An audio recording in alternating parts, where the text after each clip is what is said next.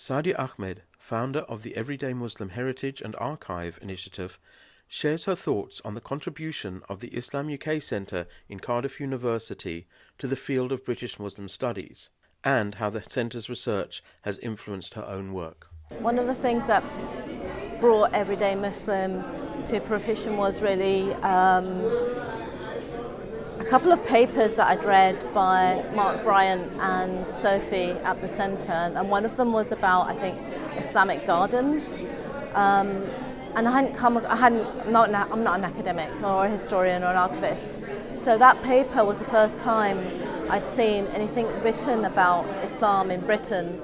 And then it was talking about gardens, and it wasn't talking about academic-y stuff.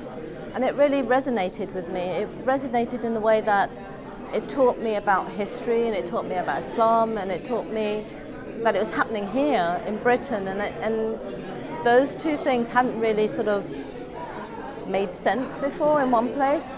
So reading that paper was like, there's something like British Muslims and Islam in Britain. And it really was like the seed, and it planted that curiosity of what this means. And obviously then I read more.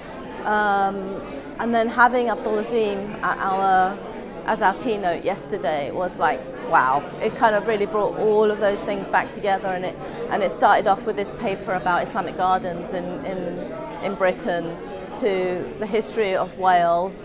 And it connects not just, we're talking about British Muslims all the time, but usually we're talking about Muslims in England. But to get that story of the Muslim history in Wales yesterday from Abdul Azim, it really tied in what being a British Muslim is.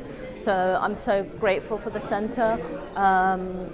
The work that they do is, it's not just the history of, Muslims in Wales. The stuff that they've been doing on Muslims in Britain for such a long time is so accessible. I know like really young people who know nothing about history, who know nothing about Muslims in Britain, have done the course and thought, oh, I can really resonate with that. And it's really sent them off in their own little, whether they're in banking or, doing a history degree, it doesn't matter, but what it's done is sort of ignited that passion of wanting to learn. So I'm really grateful for the centre, and it's my go-to. Like when people are like, I don't really know much, but I want a starting point, so it's my go-to, like to set them on their way. So thank you.